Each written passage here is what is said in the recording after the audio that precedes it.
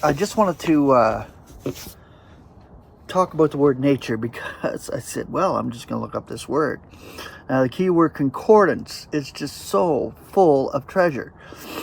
The keyword concordance in the back of the concordant version, taking out these words, bringing them to life, bringing the scripture out is just so wonderful because I gained so much understanding about a word. And to understand words, it's so important for us. As a student of the scriptures, you need to understand the words and you need to understand what the scripture is saying.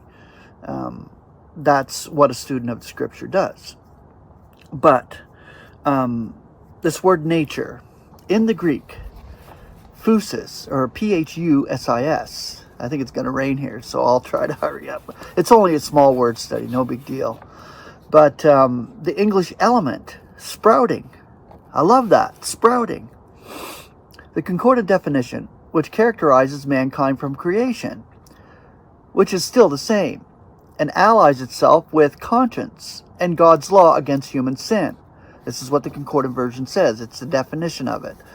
The concordant scripture, Romans 1:26. Therefore God gives them over to dishonorable passions for their females, besides alter the natural use into that which is beside nature.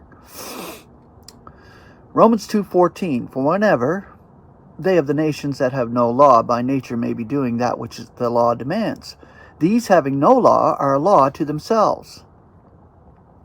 Romans 2:27. And the uncircumcision, who by nature are discharging the law's demands, shall be judging you, who through letter and circumcision are a transgressor of law. Romans 11:21.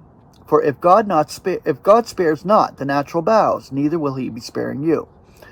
Romans 11:24. For if you were hewn out of an olive while by nature, and beside nature are grafted into a cultivated olive tree, how much rather shall these, who are in accord with nature, be grafted into their own olive tree?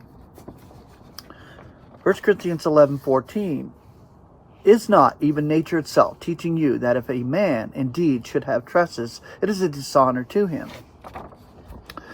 Galatians 2:15. We who by nature are Jews and not sinners of the nations. Galatians 4:8.